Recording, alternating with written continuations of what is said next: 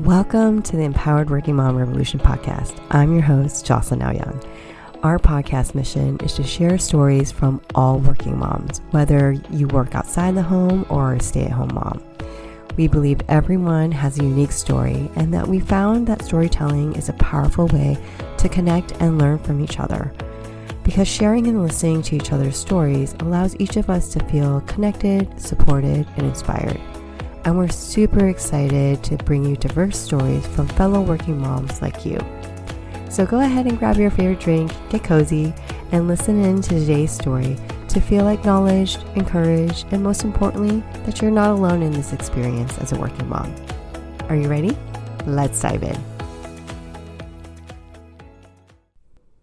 Hey there, moms and listeners. Before we dive into today's episode, I have a quick announcement from my company that I would like to share with you. I'm going to start off with this question.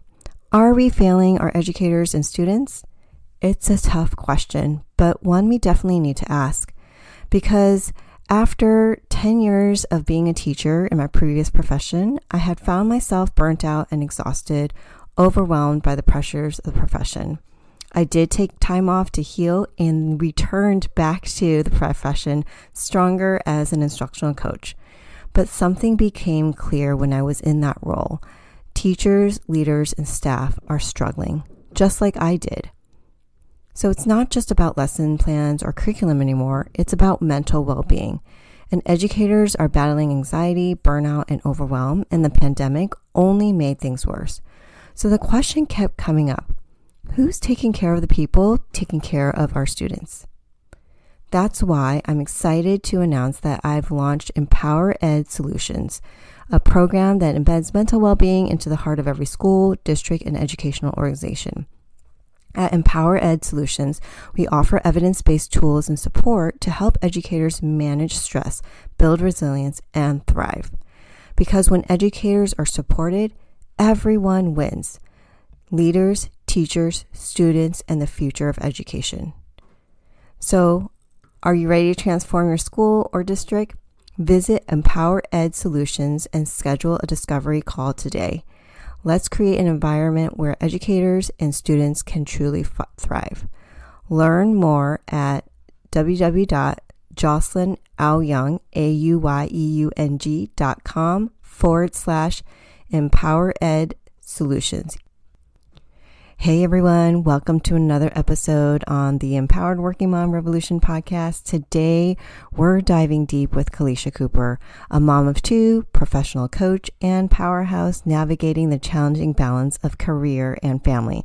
And in this episode, Kaelysia shares her remarkable story, how a failed career plan led her from Fortune 500 dreams to serving underserved communities, and how embracing the unexpected became her biggest life lesson.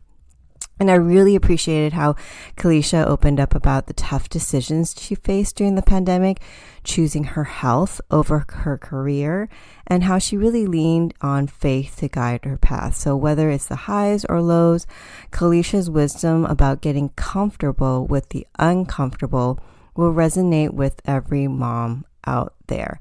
So she also leaves us with an inspiring message for all of us moms that sometimes leaning into uncertainty is exactly what you need to grow.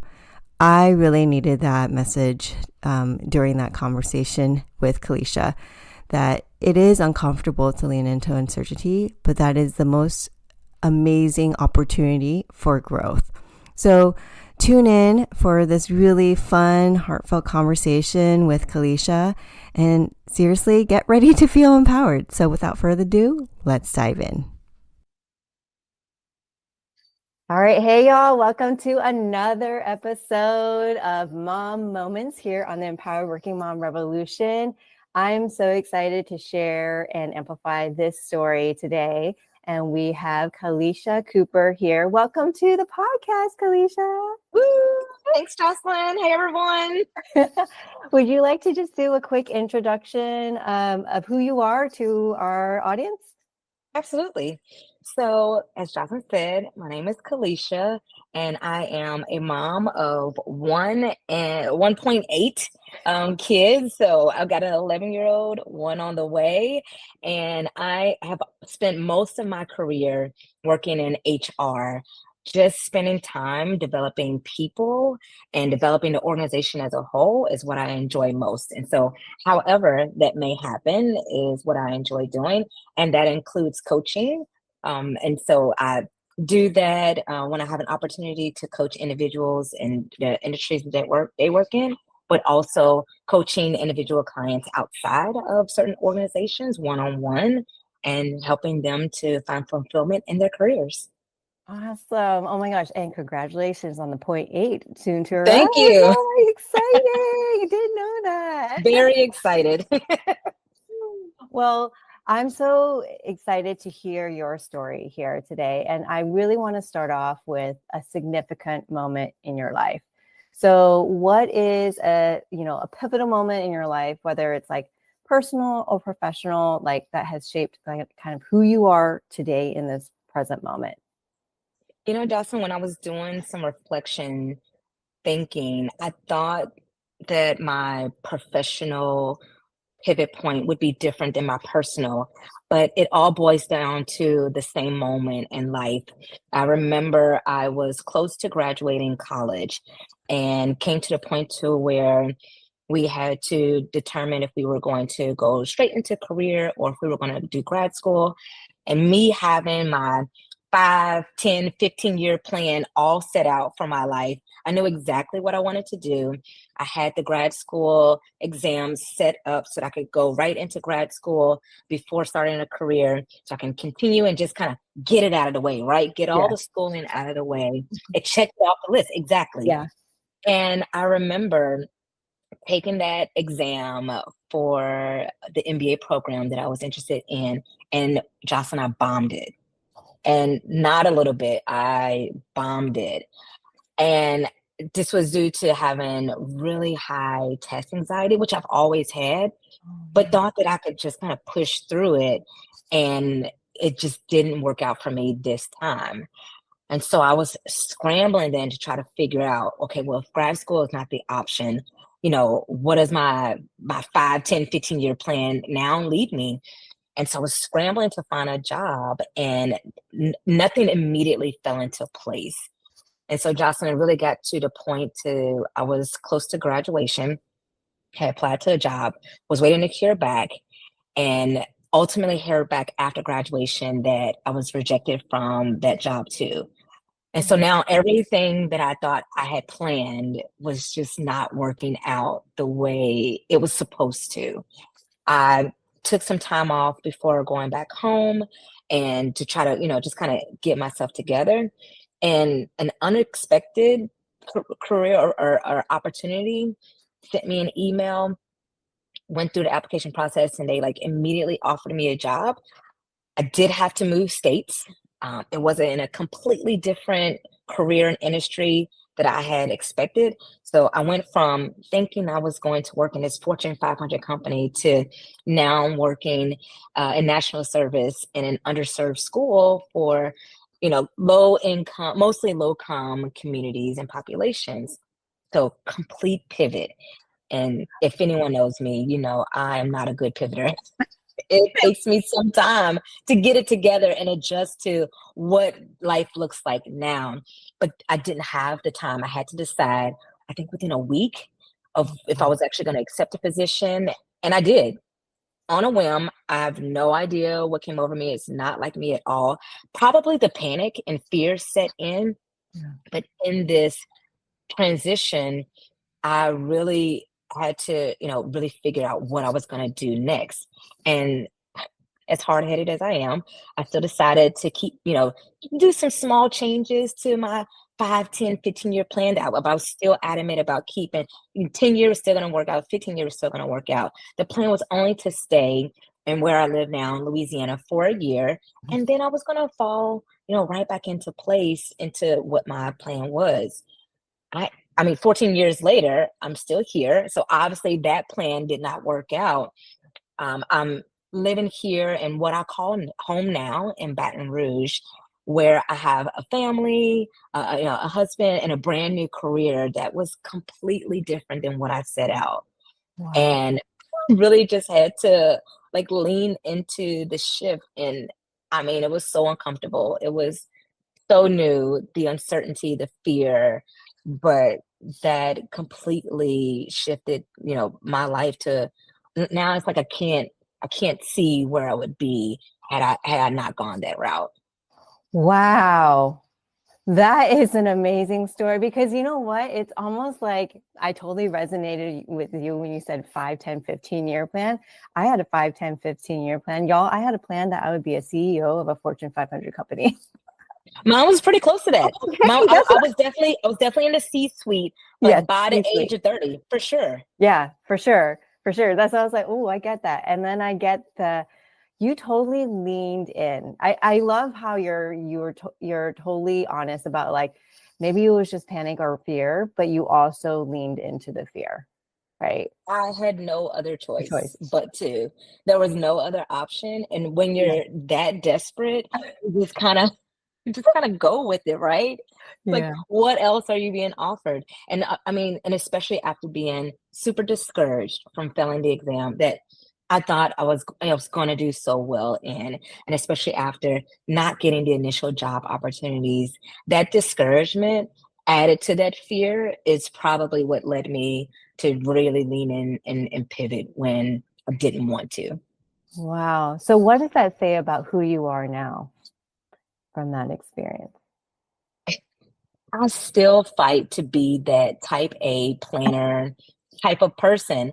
And life continually tells me that that is not the way it's going to go. And so I think I'm constantly, so you asked me, what does it say about who I am? I'm just very hard headed at what I want to do. Yeah. And then what life is like, no, we trump, what Yeah. is actually what you think is going to happen. And this is how it is. And so I am I'm finding that I have to lean into those uncomfortable situations, but those uncomfortable situations really help me to then better connect with people and what actually goes on real world for the clients that I work with and the colleagues that I have, the teammates that I work with. Oh, I love that. I love that lesson because you're really saying it's like you are getting comfortable with the uncomfortable, even I if have to, yeah, even if it rubs up against, I mean, fellow type A person here, even if it rubs up against you that, know, I totally know. It's like I love control, so yes, yes, I want all of it. I want all of it. Oh, I love it. I love it. So I love how it's like, yeah, isn't that just like life, right? As like a mom, like you don't have control over everything and it's uncomfortable. So I love that you just shared that with us, Yeah. with us. I, Yeah. I was initially thinking I'm setting this foundation for whatever my future family is going to be. And we're not going to have to struggle because I've set this strong foundation. And then life happens. And it's like, no, now you need to rely on community. Now you need to build a village for you and your family. Now you have to find some other resource and ask for help. And all these things that I had no practice doing before Yeah. that I got real comfortable and familiar doing once I actually decided to stay in Louisiana and then to build a family in Louisiana and become a working mom here in a completely unfamiliar place. It's like instead of having to rely solely on yourself because you've done it all, right? Yeah. Now you have to figure out how to do this and you can't do it by yourself. You're gonna need community. You're gonna need the village. You're gonna need the village. And I find it just so hard, at least speaking for myself, it's hard to receive that help from the village. Oh yeah. I mean, I was taught asking for help was such a sign of weakness Yeah, that you see these CEOs and these business people and they've pulled their bootstraps up and done things all by themselves and figured it out and then ask for any help. No one is talking about the help that they received along the way. And so the isolation of trying to figure it out all by yourself and it being very lonely, I was forced to pivot from that and to say, hey, I have to go to work and I have to stay a little bit late. I need someone to, watch my daughter for me. Or me and my husband just want to have a day They- where it's yeah. just us and we need someone to look after the kiddo or, have to rely on after school programs, really had to lean in those resources. Yeah, that leads to my next question. I love this segue because, having to rely on other people, your village, or even create your village, or even having the courage to ask for help means that there's some type of challenges that you had to experience, right? Or even like triumphs you've like experienced as well. Can you share with us maybe like a story of a challenge or that you faced and you overcame, or even a triumph that you experienced as a mom and as a working mom? It started out as a challenge, but I find it to be very rewarding now that I look back at it. Just thinking about the time during COVID and how I was working in a job that I was for sure this was going to be my retirement job. That I was very used to the stability of the job and very familiar with the people and just the flow of it. And once again, life happens and COVID completely shook everything that we knew to be stable about the job and the work that we were doing. And it came to a point, probably 6 or 7 months into COVID, where I was asked to transition from working from home, where the kids were still having virtual school pretty often.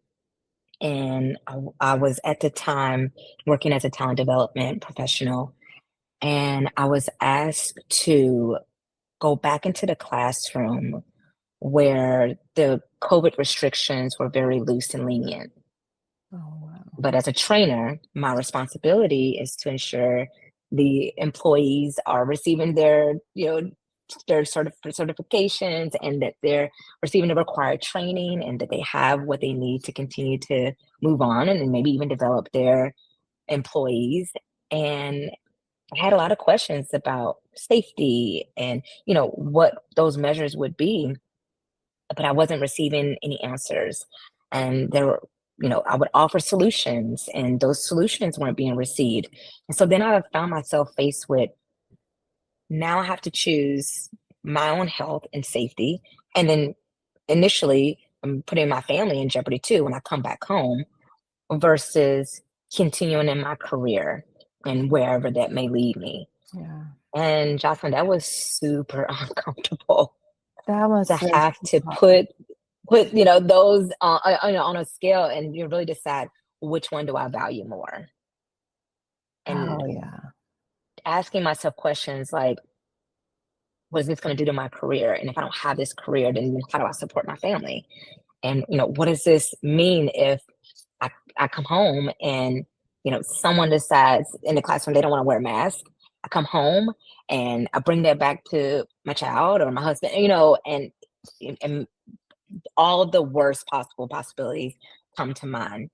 But ultimately, I had to make a decision to switch jobs in the midst of, and so now it's like I know the beast that I'm with, but I have an opportunity to move somewhere else where I don't really know. I know what they're selling, but I don't really know if that's going to bring me the safety and the security that I'm needing in this moment right now.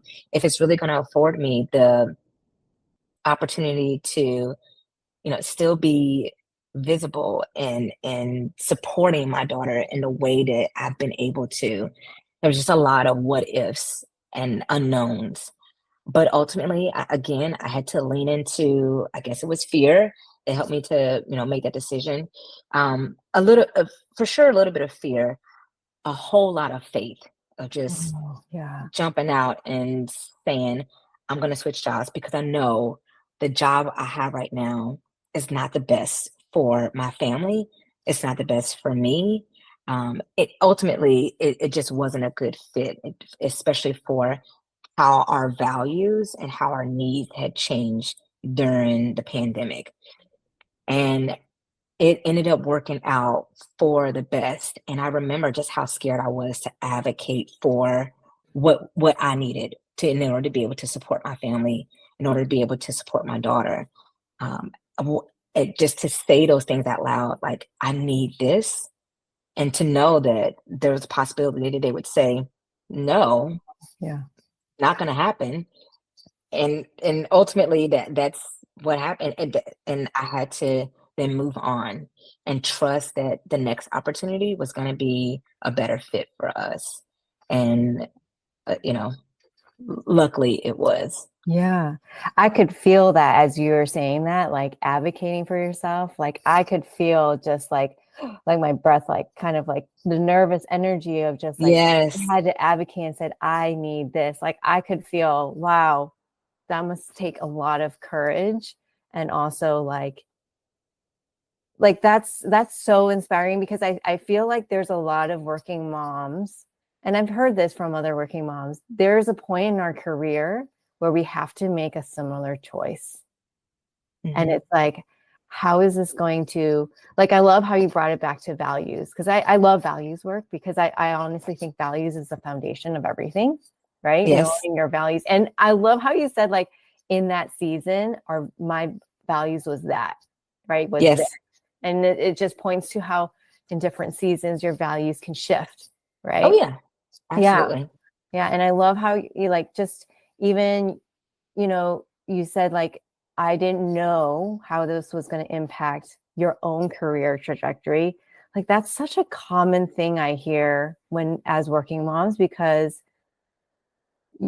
there is a point where you make a choice. Like I remember when my kids were little, like, do I stay full time? Or do Hmm. I advocate for my needs of, is there a possibility for me to work part-time? And it could be no, and I could Could be lose my no. job, Yeah, exactly. but that could impact my other future opportunities. I hear that so much from I can moms think who of work. I can think of so many examples that I've had just in my lifetime where the women who are also working moms just did not question the work that they were given, the hours that they were working. They did not question the why behind it. And they definitely were not advocating for an alternative option. I don't remember anyone telling me about conversations, hard conversations they had with their supervisors, just like you said, about some other alternative that would help to relieve some pressure and some stress, from you, that would ultimately allow me to be a better worker. But knowing that you just kind of give in, that you just kind of um, accept whatever hand is dealt to you. Yeah. And that was the mindset that I had, and why I had so much fear going into that initial conversation of, I know this is what I need, but I'm super afraid to have this conversation because I don't know of any time where someone has had this conversation and it turned out well for them. Now, nowadays I could probably look back and hear of so many stories of people having those hard conversations, advocating for them and for their families, and and really being able to communicate the value of the work that they do and why they deserve it. And it's interesting that so many people are still having to fight for, or feel like that conversation initially is a fight going into it. But it's so much better now to know that people are having those conversations versus then, where it was very rare and very, very scary going into it.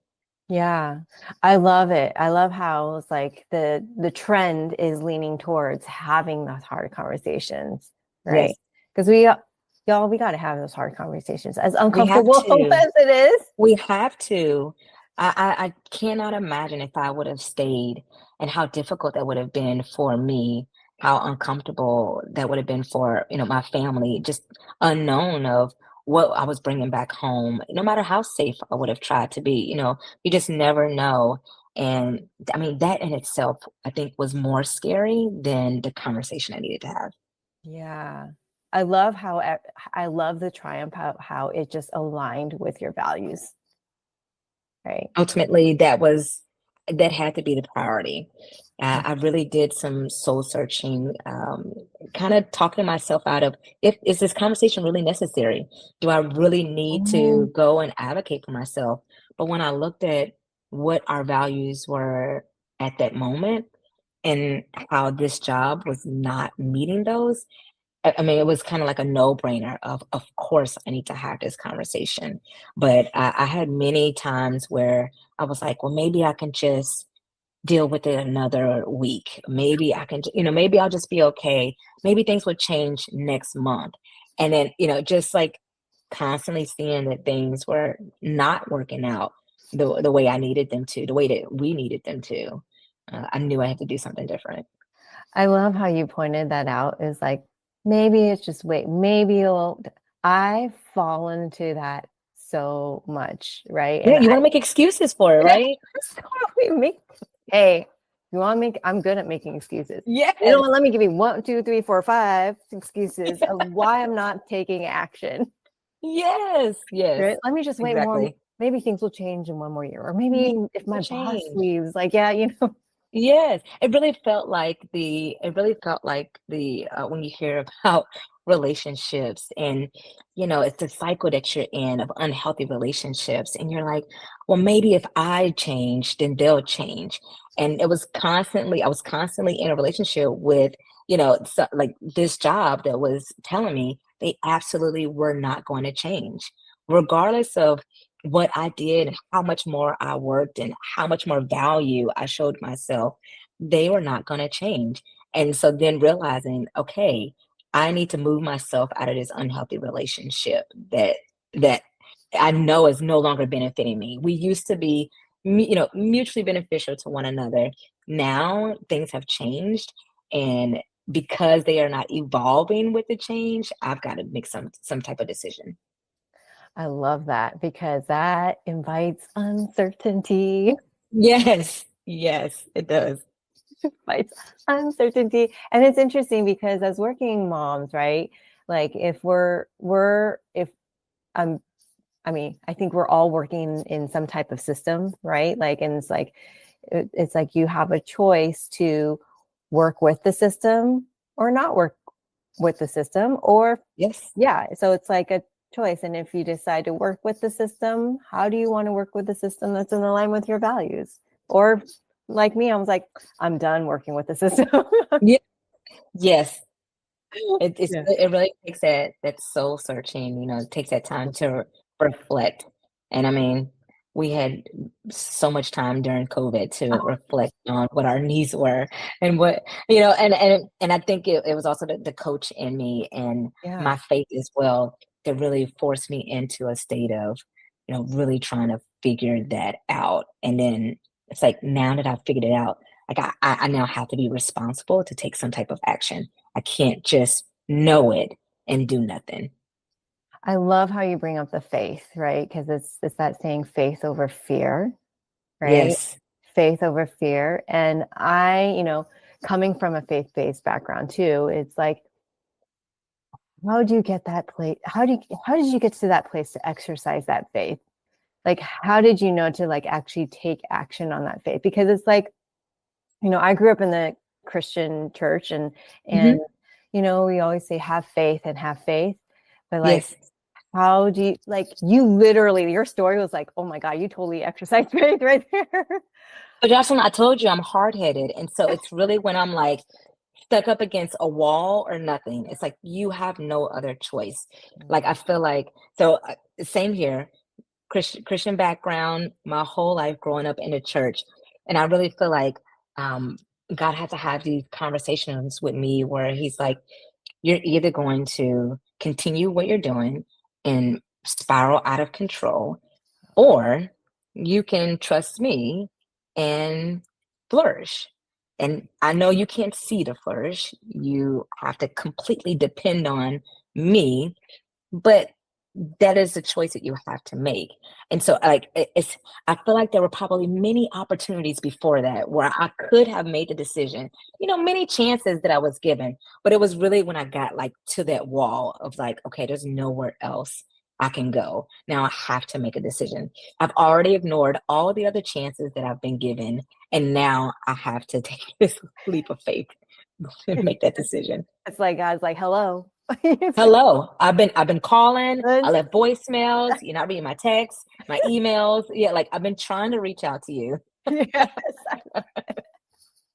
I love it. I love it. I love how you are very clear of how, how you hear God, right? And hear and really step into that faith.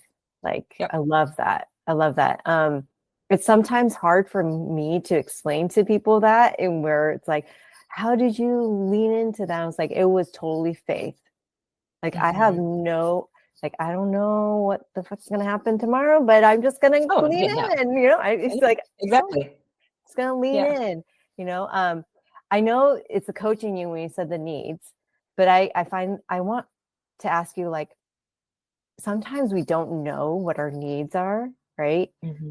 How did you get to that place knowing your needs before? Because you had to communicate that, right? Yes. You had to advocate, but like the step before that is like knowing what you need. And I find that, sometimes even asking myself, what do I need in this moment? I was like, well, crap, what is it that I need? Like, yeah. So how can you share with us as working moms? Because we think about so much, whether we're type A and we're just like going, and it's so hard to identify what our needs are. So I'm lucky to have the HR background that I have, where I've either been in some type of teaching, mentoring, training, or coaching background. Yeah. And so it's super familiar for me to have the toolboxes and all the things, because I'm telling people this is what works best. These are best practices to coach your employees and coach their performance, or this works well when you're trying to improve a culture, or whatever I've got all the resources in the toolboxes that I can share out to people, right? But it's in those moments where I need to figure out where my own needs and values are, and I'm like, wait a minute, what was that I once told someone? It's so easy to share the information, right? But you got to go back and be like, wait a minute, I should use this too. This was actually good stuff. I should go back and use this template. And so it really took me. I did several things. So I did SWOT analysis. I did needs assessment, just asking myself, like, what's going on, what's not working, how do I know it's not working? Looking at list of values and really like looking at the definitions and really picking, okay, which ones really stand out to me when I'm thinking about what we need in the moment right now. Having conversations with my family around, like, what are our top priorities, and continually having those conversations, because like you said, those change sometimes by the day, by the week, for sure by the month. They're not the same as they were last time. And so I'm using all of these things that I've learned either through my education or certifications, or maybe even I've heard them through my own trainings and conversations with the employees that I'm training and consulting, and just trying to kind of pull the ones that I need in a moment.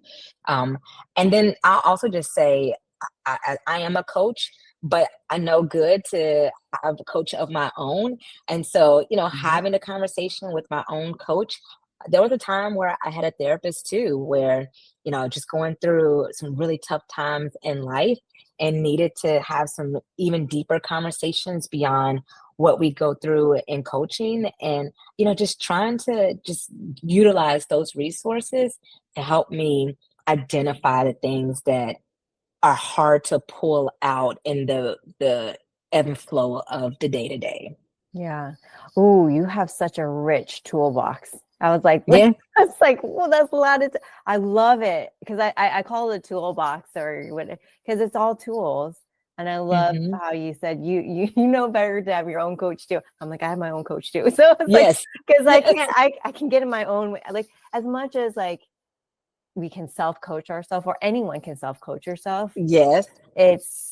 It's so, I don't know. I find it, I just had my coaching session with my coach this morning. So it's like, oh, it's so helpful. Yes. Because I was just going like It's this so in a spiral. helpful. Yes, yes. I know all the questions that I can ask, but it's something about having someone else ask you them and then reflect back what you're saying. I think that's the part that I can't really do as well as having that conversation with another coach. Yeah, hearing it from someone else. Yes. Yeah. And then you hear it reflected in mirrored, you're like, oh crap. Wait, Ooh, did I say that? did I say that? Yeah, Yeah. yeah. You're Oh, right. That sounds really good. Yeah, that's yeah, exactly yeah. what I'm feeling. Yeah. Or like, oh, that sounds really like, I gotta get out of that. I need to get out of that. That Yes, yes, narrative. exactly. Or I'm feeling that. I am feeling that. I Yeah. am leaning this certain way, just to have those things reflected is so powerful having that conversation with a coach, someone who can hold, like you said, hold up that mirror to you. Yeah. I love all the different tools that you shared. It's so funny because you're like, oh, I do this with other people. Maybe I should use it for myself. I should use this is good stuff. This is good advice. I should definitely take my own advice. Well, it's so interesting because I'm glad you brought that up, because I'm reading a book called Work, Parent, Thrive, which is written by a therapist who works with a lot of working parents. Okay. And she was sharing about how, how we can effectively blend our work and life, and the skills that we use or the tools that we Mhm. use in our work, professional life, how they can support us in our personal life. And just like you just totally like identified that, like the tools that you Yeah. use and the work that you do, you utilize it for yourself. And so Yes. it's like, and then how you parent your kids, or how you communicate with kids. So I was like, oh, that's so awesome. I just noticed that right there. So thank you. Yeah. Well, I had to remember that when I am coaching my clients, oftentimes I'm like just one step ahead of where they are. And Mhm. so it's super helpful for me to use the tools and the advice that I'm giving them because I'm not far from where they are in their life and their transition and the fulfillment that they're looking for as well. Which, I always tell people, coaching is not about me having accomplished where you want to be. But oftentimes I've just gone through it. And that's why I may be able to reflect it in a way that it seems like it's so familiar to them. And so using the things in the toolbox, I'm like, I've just used it myself. So I know it could be good for them too. Like Yeah. I have to have that experience and it helps me again to connect so much better and to really see people for what they're going through, for, what they're trying to achieve. Yeah.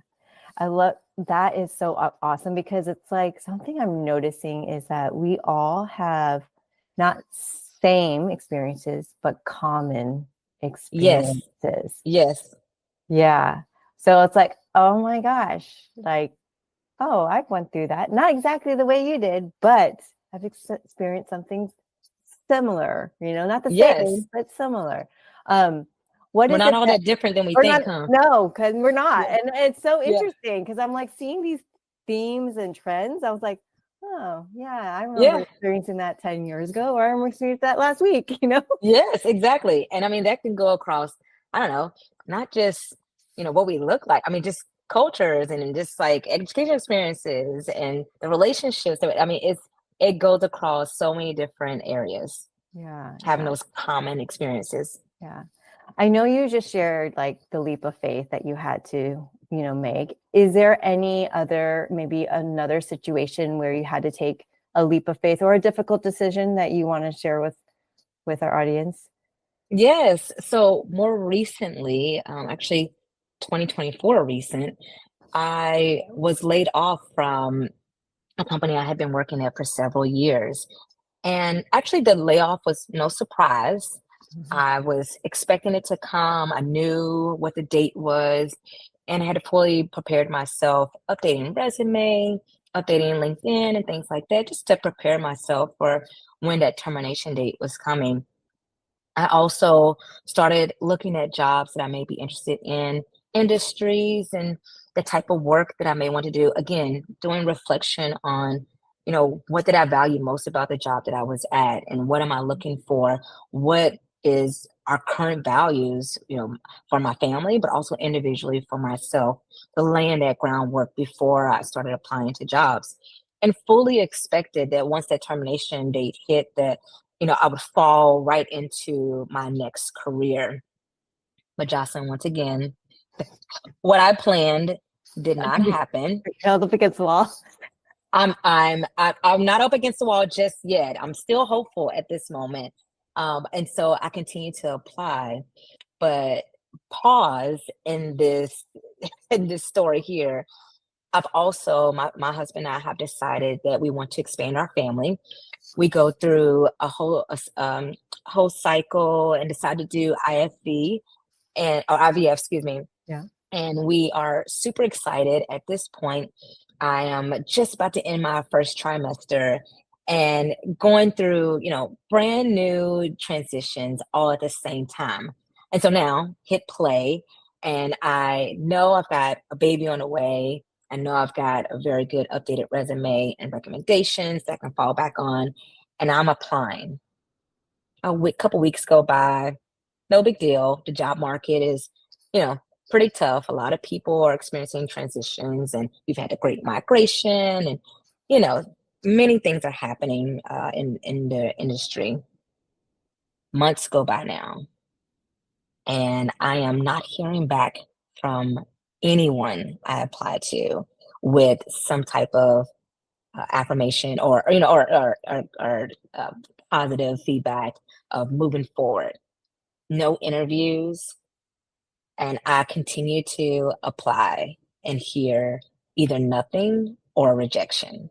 Mhm. And so now I am faced up against this wall where I have to make another decision, where I am 6 months pregnant at this time. So this was just a couple months ago, and I have to sit down and decide. I'm now applying to jobs because I'm desperate, not because these are jobs that I'm interested in, or these are jobs that are good for my family and what my family needs are. I've completely ignored the values that I've spent some time, trying to figure out where we're at right now. And I'm just trying to find a job because all I know is that in order to support my family, I need to work. Or at least this is what I've told myself. Yeah. And I've had to once again have this conversation where God is having to sit me down and say, I've been trying to get your attention for a while. And jumping into the next job is not what I want you to do. And, you know, me being the hard-headed person that I am, I'm like, well, then what am I else am I gonna do? Like I obviously have to work. That is in my blood, and like what has been ingrained in me for as long as I can remember, that you work, regardless if you have, children or whatever, like that's what you do. And he's like, I'm not going to open up any opportunities for you now. And I'm going through like all kinds of denial of, like, well, am I not a valuable employee? Do I not have the transferable skills that I thought I Mhm. did? Now I'm questioning my worth. I mean, completely throwing a tantrum at this, hard acceptance that I have to make. But ultimately, I give in, take another leap of faith where I have to accept that now my life is not, instead of a working mom, now I'm a stay-at-home mom. And now what do I do? Because I have trained myself to, work myself up on a career ladder. I have trained myself that, my purpose is attached to the work and the career that I have. I've, trained myself in so many ways and have so many beliefs from, being very young. And I once again have to pivot, and I have to completely change my mindset of what I believe is necessary and true. And Mm. so I ultimately accept that finding a new job, it's probably not the best, especially given all that we've had to do to, get this baby in the first place. and where we are in life, I now have to have this hard conversation with my husband about how I don't think that I'm going to work. And in fact, I think that it's best for me to stay home with the new baby for several months, which is not something I would have ever considered before. I probably would have went back to work at the first chance I could have, regardless of what the options were. But now I'm considering, the bonding time that I can have with the new baby, and, it's so much that I can do for my daughter being home.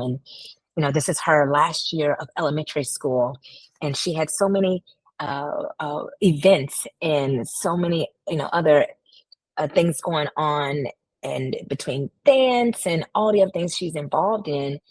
And there's no way that I would have been able to balance that in a brand new job, trying to prove my worth and my value, and that the things that you do in the first few months of having a new job. I still would have been forced to choose between myself, my own uh, my own work life balance and taking care of myself, my family, and my career. And here I am again up against, do I choose my career or do I choose myself, my family? Mm-hmm. And, I ultimately had to just stop the fight that I was putting up and accept, what was ultimately going to be best for us. And in these last few months, I mean, I've gotten to attend and support end of year graduation parties, and help to prepare my daughter for, her graduation, and, test out different hairstyles, and, things that you don't normally have the extra time to do, but that also allowed me to bond a whole lot more with my daughter before new baby comes. I'm also able to prepare for new baby before they, instead of having to split my time between working and doing that preparation, all the while, thinking that I needed to have a job. And that's to say that we looked at finances, we looked at, what was next. So all those things worked out, but even though I even looked into if those things worked out, I was absolutely sure that the opposite was what I needed to do. And Mm-hmm. so, I'm having to learn that although I may have plans in place, I need to, often pause and look at those plans and determine, if they are still aligned with, the things that I'm praying for, the things that my family and I are saying that we want and what we need, what my daughter may need at this time in her life. And, I had completely ignored those things once my plans were not working out the way that they were supposed to work out, or at least the way I thought they were supposed to work out. Yes. Exactly. Yeah. Exactly. Yep. Yeah. Supposed to, quote unquote. Yeah. Yep. Exactly. Yeah.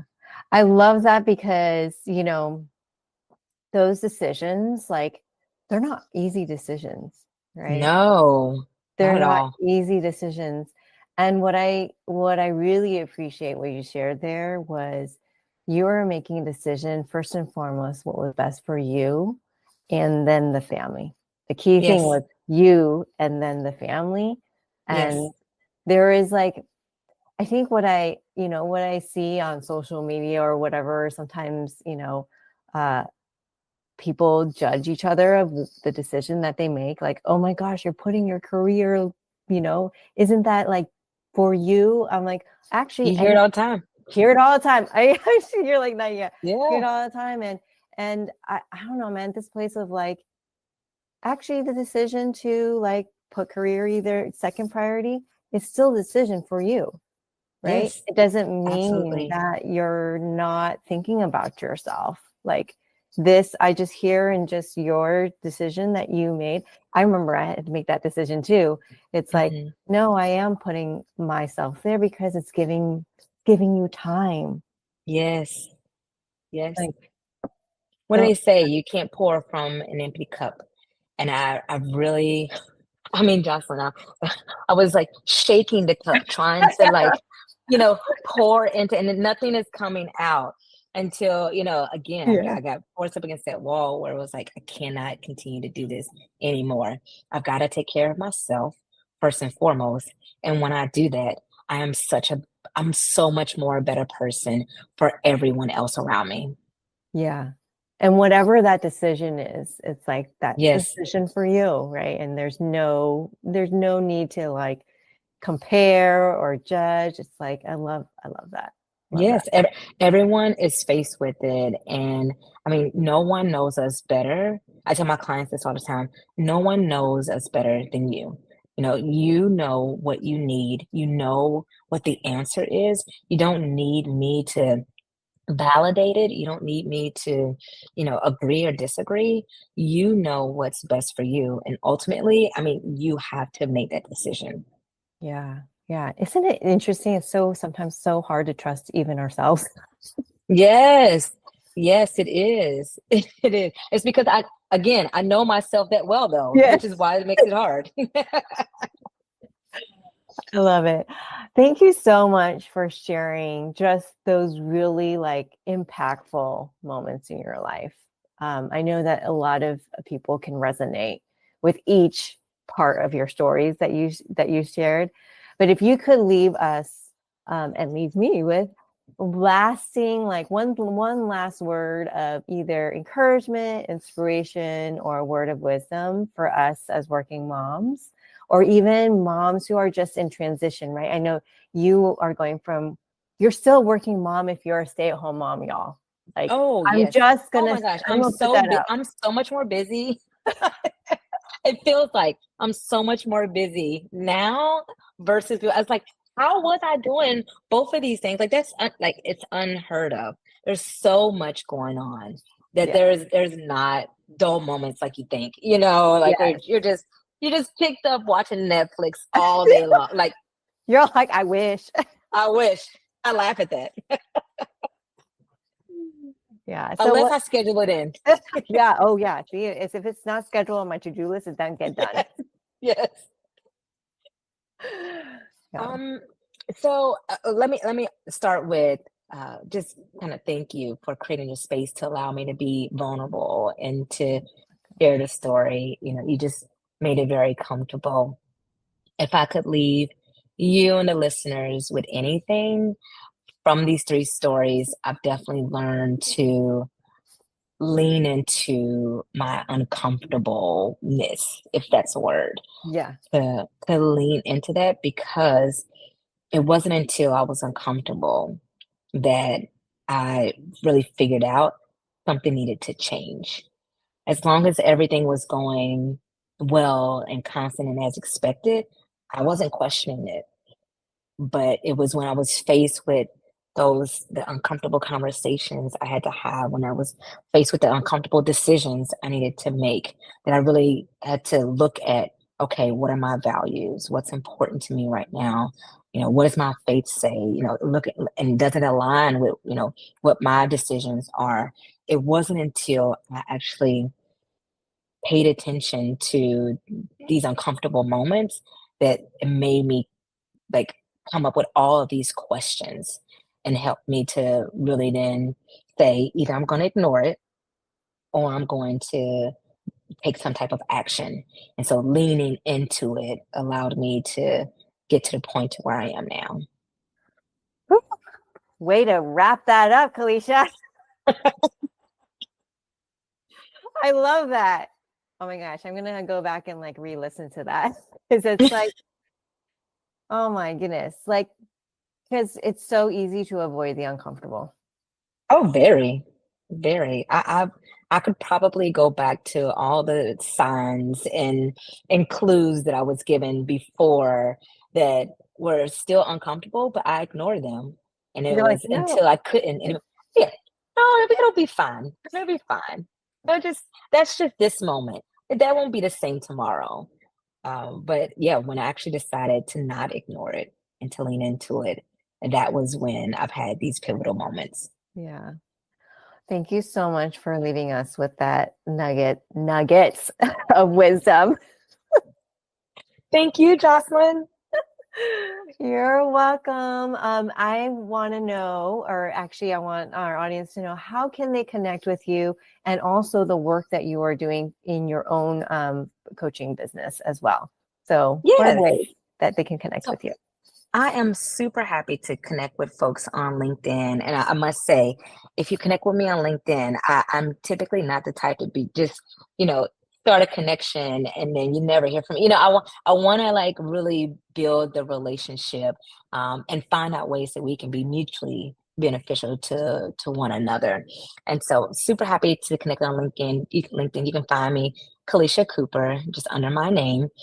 And then I'll say for now, if anyone is looking for coaching, they can find me through Empowered Coaching, which is my business. I do have a website, empoweredbycoaching.com. I will say though, you're going to have to get to me now because once baby comes, I am going to be off limits to the world so that I can spend some time to recover and also to bond. And so I am just really looking forward to what comes next. And that includes not just the expansion of our family, but also new relationships. And so happy to connect with anyone that comes along. Okay, now I'm wanting to know, when's baby coming so everyone knows. July 18th. Oh, y'all, That is the date. That's coming soon, so you better get on it. I think I'm like 55 days, super soon. Yeah.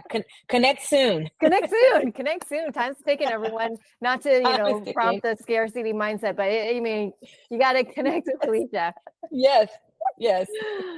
Well, thank you so much again for being on the podcast and sharing your story. I just love having these conversations. And that is how Kaelysia and I met. We met through a collective called the BIPOC Coach Collective and just stayed connected on LinkedIn. And honestly, that's the reason why I really love LinkedIn, because we really get to build relationships there. So I agree. Go find her.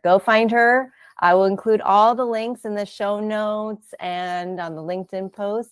But thank you again, Kaelysia, for being on the show. Thank you, Jocelyn. This was so much fun. I love spending the time with you and having a conversation. Well, you're so welcome. Thank you again. Alrighty, moms, I hope you enjoyed and feel empowered and seen from today's conversation. Our mission here on the podcast is to amplify the stories of all moms so that you can be seen, heard, and supported in your motherhood journey, regardless of whether you're balancing motherhood with an external career or choosing to dedicate yourself fully to motherhood. And we would appreciate your support because your support matters. And here are 3 ways to support the mission of the podcast.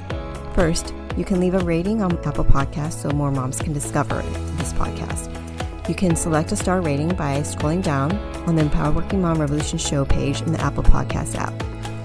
2, you can write a review on Apple Podcasts so more moms can find a place of solace, comfort, and belonging through this podcast. You can do this by scrolling down on the Empowered Working Mom Revolution show page in the Apple Podcast app and tap Write a Review. And lastly, make a one-time donation to the podcast for as little as $7 or whatever amount feels best for you. You can click the link in the show notes to make a donation. We appreciate your support, and thanks again for listening in and joining me here on the podcast. I look forward to sharing with you another inspiring mom moment story next week. So until next Wednesday, moms, have a great day.